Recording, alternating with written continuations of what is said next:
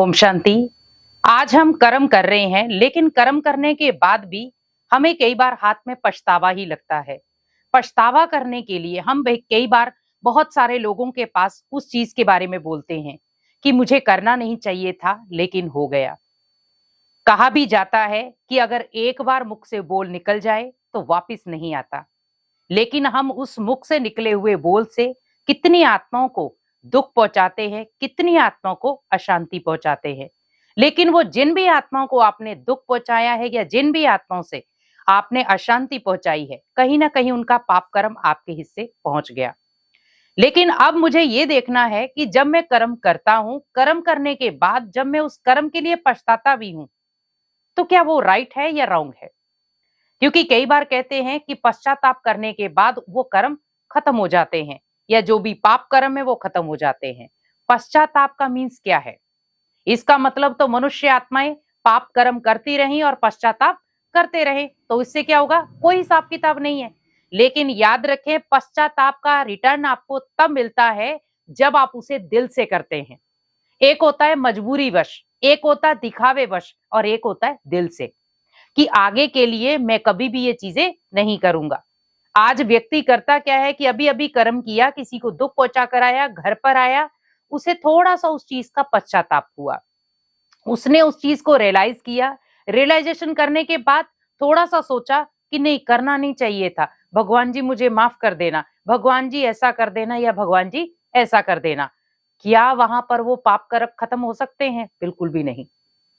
क्योंकि हम एक बार नहीं, कई बार करते हैं। हाँ, आपने एक बार कर्म किया है, लेकिन आपने उसके लिए हमेशा के लिए उस चीज को छोड़ने का व्रत लिया है कि मुझे आज के बाद ये चीज नहीं करनी है, तो ऑटोमेटिकली आपके माइंड के अंदर वो चीज हमेशा के लिए रहेगी कि मुझे किसी के लिए बुरा नहीं करना है। आज व्यक्ति दूसरे का बुरा करने के बाद भी खुश रहता है कि मैंने किसी का बुरा कर दिया, किसी को चोट पहुंचा दी, किसी को हानि पहुंचा दी। लेकिन हमेशा याद रखें कि आपकी खुशी फिर भी सिंगल ही रहेगी। लेकिन डबल खुशी के मालिक आप तब बनेंगे जब आप अनेक आत्माओं को खुशियां देंगे। जीवन में दुख देना एक दूसरे को हम नॉर्मल समझते हैं। किसी को बोल के द्वारा दुख दे रहे हैं, किसी को कर्म के द्वारा दुख दे रहे हैं, किसी को संकल्पों द्वारा दुख दे रहे हैं, और कई बार किसी को व्यवहार के द्वारा। कई बार किसी को हमारा व्यवहार भी अच्छा नहीं लगता है, और अगर बार बार वो आपको कह भी देता है कि मुझे आपका थोड़ा सा बिहेवियर अच्छा नहीं लगता है, तो हम कहते हैं मुझे क्या है। क्योंकि जीवन में हम जो छोटी छोटी बातों का अगर हम जीवन में ध्यान रखें, तो शायद आज जो घर घर में एक लड़ाई झगड़े का माहौल बन जाता है, वो ना बने। क्योंकि आज घर घर में ही आप देखें, घर में 5 सदस्य हैं, लेकिन पांचों के संस्कार एक जैसे नहीं है, पांचों का व्यवहार एक जैसा नहीं है, पांचों के बोल एक जैसे नहीं है, और पांचों के सोचने का तरीका भी एक जैसा नहीं है। आखिर क्यों? क्योंकि हर कोई एक दूसरे से आगे जाने की दौड़ में है कि मुझे किसी न किसी को नीचे करके मुझे आगे निकलना है। आखिर क्यों? जाना तो सभी को भगवान के घर में ही है, तो हम किसी को नीचा गिरा करके क्यों जाएं? अगर जाना है तो किसी को अपने साथ लेकर के आगे बढ़े। आज आप देखें, यूनिटी किसे कहते हैं, एकता किसे कहते हैं? जहां पर हम किसी के सहयोग के आधार पर आगे बढ़े कि नहीं, मैं भी तो चलूंगा, साथ में आप भी चलो। जैसे कई बार अकेला रास्ता हो और आपको कह दिया जाए कि कम से कम भी आपको 50 किलोमीटर अकेले चलना है, तो आपको थोड़ा सा लगेगा कि मैं अकेला सफर कैसे करूंगा। अब किसी ने आपको कह दिया कि हम 3-4 मेंबर आपके साथ चलेंगे, तो वो आपको जो 50 किलोमीटर की दूरी है, वो आपको ऐसे लगेगा कि जैसे 15 किलोमीटर की दूरी है वो। क्यों? क्योंकि जब बहुत सारी आत्माओं का आपको सहयोग मिल जाएगा, तो ऑटोमेटिकली आपके कदम धीरे धीरे आगे बढ़ना शुरू हो जाएंगे, और उन कदमों में क्या होगा? पावर होगी। लेकिन वही जब आप सिंगल कदम उठाएंगे, तो उसमें पावर नहीं होगी। क्योंकि उस समय कई बार मान आप 2 किलोमीटर जाते ही थक जाओगे, अरे मेरे से चला नहीं जा रहा। लेकिन उमंग उत्साह के आधार पर हम आगे बढ़ते जाते हैं। जीवन में भी ऐसे सोचे कि अगर हम ये सोचकर चले कि मुझे अकेले ही आगे बढ़ना है, तो आप कभी भी आगे नहीं बढ़ सकते। मुझे अकेले ही सब कुछ करना है, आप कभी नहीं कर सकते। हमेशा याद रखें कि मुझे सभी को एकजुटता के साथ आगे लेकर जाना है। क्योंकि अकेले आप पांव आगे रखेंगे तो हमेशा आप थका हुआ, हारा हुआ महसूस करेंगे। लेकिन अगर आप भगवान का हाथ पकड़कर चलेंगे, तो जीत आपकी है और ना आपको हार का कहीं सामना करना पड़ेगा। परिस्थितियां भले कितनी भी कठोर हों, लेकिन आप उस समय अपने कर्मों के आधार पर उन परिस्थितियों पर भी विजय हासिल कर सकते हो। अब यहां पर आपको देखना है कि एक हम जब पछताते हैं, लेकिन पश्चाताप का रूप यह है कि अगर वो व्यक्ति झुक जाता है किसी के आगे कि नहीं, आज के बाद में ये जो भी कर्म आप मैंने किए हैं, जो भी मैंने पाप कर्म किए, आज के बाद मैं नहीं करूंगा। आपने देखा होगा कई बार कैदी भी जब अपने जीवन को थोड़ा परिवर्तन करता है, तो वहां के जो स्टाफ हैं वो चीज को देखते हैं कि इसने अपने जीवन को बहुत अच्छे तरीके से परिवर्तन किया है। तो क्या होता है, उसकी सजा कम हो जाती है और कई बार उसे बाहर भी किया जाता है कि आपको अपने जीवन को सही तरीके से चलाना है। आखिर इंसान ऐसा क्यों नहीं कर पा रहा? क्योंकि इंसान करना तो चाहता है लेकिन कर नहीं पाता। उसका सबसे बड़ा कारण है ईगो। हम नहीं करना चाहते, हमसे नहीं होगा।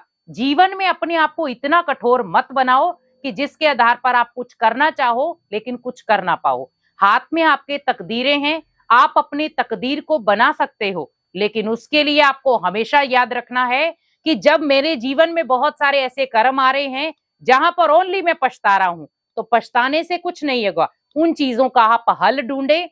हल ढूंढने के बाद जीवन में अगर आप कुछ आगे बढ़ना चाहते हैं, तो वो आप तभी बढ़ सकते हैं जब जीवन में आपके इतनी सारी चुनौतियों के बीच में भी आप कुछ नया करके दिखाएं। तो तो यहाँ पर जब आप पश्चाताप करते हैं, तो वहां पर उन कर्मों को भी देखें कि मुझे उन चीजों की रियलाइजेशन होनी चाहिए। क्योंकि जीवन में आप हमेशा याद रखें कि किसी को दुख पहुंचा करके आप आगे नहीं बढ़ सकते। हाँ, अगर आपको जीवन में पश्चाताप है कि मैं आगे वो कर्म दोबारा नहीं करूंगा, तो ऑटोमेटिकली भगवान भी आपको गले लगाने के लिए तैयार हो जाएगा। लेकिन आज बार बार आप गलतियां करते जाएंगे और आप सोचे कि भगवान भी आपको गले लगाएगा, तो इंसान भी आपको कोई गले नहीं लगाएगा। क्योंकि व्यक्ति को एक बार मौका दिया जाता है, दो बार दिया जाता है, तीसरी बार दिया जाता है, लेकिन चौथी बार भगवान भी सजा ही देता है। तो कोशिश यही करनी है हमें कि जो भी जीवन में हम कर्म कर रहे हैं, उन कर्मों का भुगतान हमें तभी मिलेगा जब उन कर्मों की रियलाइजेशन होगी। आज आप देखें कि जब व्यक्ति कोई भी फील्ड में काम करता है, उसे पता है कि मुझे इस फील्ड में थोड़ा-सा गुस्सा भी दिखाना पड़ेगा। मान लो एक बिज़नेसमैन है, उसके पास बहुत सारे वर्कर हैं, लेकिन कुछ वर्करों के संस्कार जो हैं वो लड़ाई झगड़े वाले हैं।